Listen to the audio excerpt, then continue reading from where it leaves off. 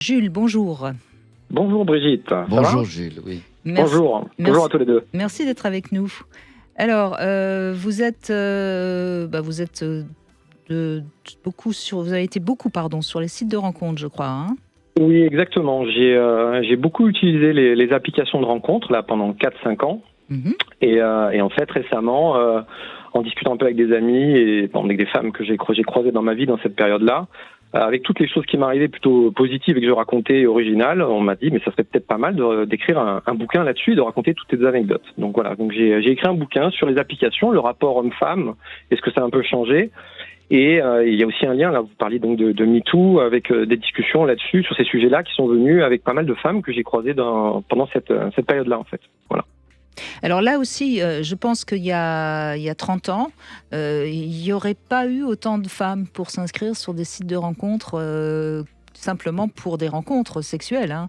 Ça, c'est quelque chose d'assez nouveau aussi. Bien sûr, parce qu'il y a 30 ans tout de même, c'est 1990. Moi, Oui. je rappelle souvent, et notamment à mes étudiants, puisque je dirige les enseignements de sexologie, donc ce sont des médecins, des psychologues, des kinés qui vont essayer de comprendre Se former un peu à la la sexo. la complexité de la sexualité.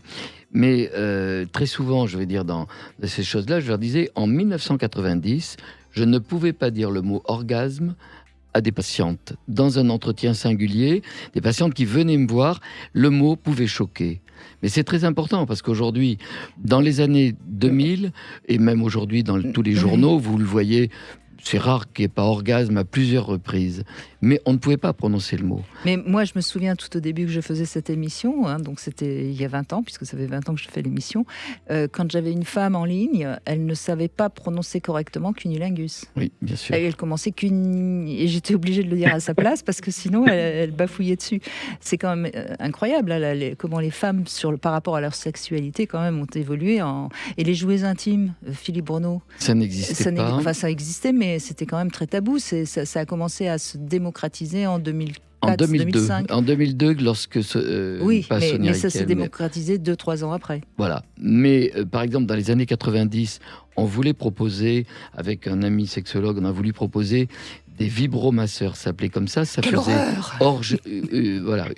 Et lorsque, en 98, je publie l'éloge de la masturbation pour essayer de faire bouger, et on le savait depuis une trentaine d'années, ma sœur Johnson avait montré l'importance de l'autostimulation, eh bien, à ce moment-là, ça a été entendu pour la masturbation pour les hommes. Ce n'était pas compréhensible que ça puisse être pour les femmes. Aujourd'hui, masturbation, bien sûr qu'on l'entend pour les deux. Mais là, il y avait la place sociale des femmes qui existait peu il y a 50 ans, mais la place sexuelle ou la liberté pour les femmes d'en parler et d'échanger ne se faisait pas jusque dans le début des années 2000. Et je crois que Jules voulait intervenir. Oui, alors c'était de quelle année à quelle année vos rencontres sur les sites, Jules? Tout simplement de 2016 à là, il n'y a pas très très longtemps en fait, tout simplement. D'accord. Et vous n'avez pas arrêté à cause de la Covid alors?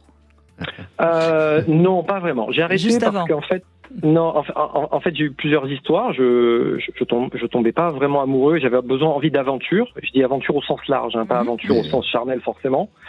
Et en fait, là, ça s'est arrêté un petit peu après l'écriture du bouquin où j'ai encore eu quelques histoires et où je suis finalement tombé amoureux d'une femme et ça m'a un peu arrêté l'envie d'aller voir ailleurs en fait. Voilà, pour faire simple. D'accord.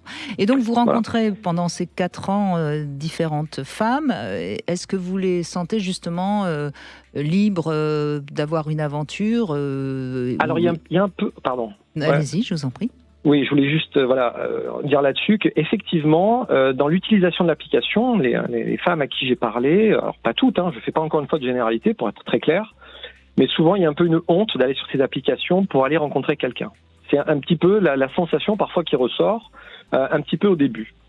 Alors qu'en fait, moi j'ai toujours perçu ces applications plus comme un outil qu'on utilise comme d'autres choses pour rencontrer quelqu'un et échanger. Donc moi, de mon point de vue, j'ai jamais vécu ça de manière vraiment négative. Mais au début, il y a un petit peu d'appréhension sur le fait d'aller sur ces applications. Après, c'est vrai que ça s'est développé, notamment à cause des événements et du Covid, qui font que pour rencontrer des gens, bon, les choses ont été beaucoup plus compliquées et beaucoup plus de monde, je pense, s'est rendu sur ces applications. Mais moi, de mon avis personnel, je trouve que ça reste quelque chose de très bien, y compris pour des hommes, par exemple, qui sont très timides et qui n'ont pas forcément le cran, le courage d'aller draguer dans la rue ou de faire des choses comme ça. Et je pense que quand même, ça reste quelque chose de très bien. Et mon bouquin, quand je l'ai écrit, c'était non seulement de dire que finalement ces applications, si c'était bien utilisé, ça pouvait avoir un sens ou quelque chose de positif, mais aussi de montrer qu'on pouvait vivre des choses très agréables, parce que dans ces applications, il y avait un peu l'opprobre qui était jeté là-dessus pour dire qu'il y avait que des femmes légères là-dessus et que des salauds, pour parler crûment, qui veulent sauter sur des filles et faire l'amour avec elles toutes les 5 minutes. Et moi, j'étais pas du tout dans ce cadre-là, et ce que j'ai vécu était très très positif. Et donc Jules, à un moment donné, on m'a dit, mais écris-le. Voilà, tout simplement. vous pouvez nous préciser dans quelle tranche d'âge sont les femmes que vous rencontriez là? À 25-35. Ah oui, donc Voilà. c'est la nouvelle génération. C'est des nouvelles générations parce que on voit une chose qui est très nette. Alors, si je me réfère un petit peu plus loin, depuis les années 80, il y a beaucoup plus de liberté dans la sexualité, mais il faut dire aussi qu'on part dans les années 70 avec 0 expérience pour la plupart des femmes. Il n'y avait pas d'expérience en dehors d'un mariage, parce qu'il était encore imposé dans les années 70, même si on s'en libérait. Et l'idée d'expérience sexuelle n'est venue que plus tard. Moi, je le vois, puisque je vois des patientes depuis ces années-là. Et j'ai commencé à voir des filles, alors comme vous dites, qui ont cette tranche d'âge, par exemple 20, 30, 35, ok, Ouais. qui ont dit à partir des années 2000, 90, dans les années 90, un petit peu, mais très peu, c'est un discours assez stéréotypé, je l'ai entendu, je fais mes expériences sexuelles de 20 à 30 ans, je choisis l'homme avec lequel je veux vivre, pour éventuellement avoir un enfant si c'est leur projet, mais il y a cette idée de on fait des expériences sexuelles. Et ce qui a changé dans la sexualité depuis les 40 ou 50 dernières années, c'est l'augmentation des expériences sexuelles. Ouais. Nos arrière-grand-mères, vos arrière-grand-mères, mes grands-mères peut-être, avaient un partenaire dans la vie, quelquefois 2 ou 3, mais en général, la majorité des femmes avaient leur mari dans la vie. Et en définitive, ce que l'on voit aujourd'hui, c'est que garçons et filles, même s'il y a toujours plus d'expériences masculines apparemment, il y a des expériences des deux côtés, c'est-à-dire qu'on s'est rendu compte que les expériences multiples permettaient de maturer la sexualité, de la comprendre, de comprendre sa propre sexualité. Et c'est ce que vous racontez. C'est-à-dire qu'il y en a qui sont libres et d'autres qui ne le sont pas encore. L'infidélité féminine augmente d'année en année. Il y a de plus en plus de femmes qui prennent des amants de manière très libre, ce qui était quand même très très rare. Ça se voyait très peu. Nos grands-mères, c'était quand même les exceptions qui confirmaient Avec la règle. peut-être une autre chose auquel ça me fait penser, dans la même période, toujours pareil, dans les années 80 et même 90, la plupart des femmes n'avaient pas forcément d'aventure.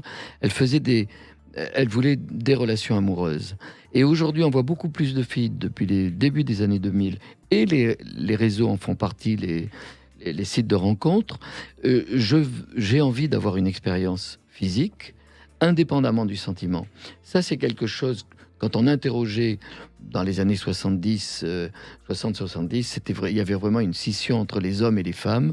Les hommes pouvant désirer avoir une expérience physique indépendamment du sentiment, et les femmes très peu. Même si moi j'entends encore quand même beaucoup de femmes qui sur les sites de rencontres à un moment donné souffrent de ne pas justement rencontrer une belle relation avec des sentiments. Jules, ça s'appelle comment votre livre ? Mon livre, alors en fait il y a des extraits audio sur YouTube. Le livre s'appelle Journal d'un Jules. Il suffit de taper Journal d'un Jules Tinder. Il y a des extraits audio sur YouTube. Et après le livre est en digital sur des plateformes comme je sais pas si je peux citer des noms, mais sur les plateformes. On trouvera avec votre. Et voilà, Jules, oui, mais voilà. Et Jules, savez-vous ce que voulait dire un Jules ? Non, je vous écoute. Et voilà, parce que pour nous, l'expression un Jules, bien sûr, ouais. Pardon ? Oui. Non, je vous écoute. C'était un homme qui aimait les femmes. Dans les années, il y a un siècle par exemple, on parlait d'un homme qui avait des aventures. C'était le Jules, c'était son Jules. Alors qu'un Julot, c'était plutôt un proxénète. Oui, donc heureusement que vous ne vous appelez pas Julot. Merci Jules en tout cas de votre témoignage.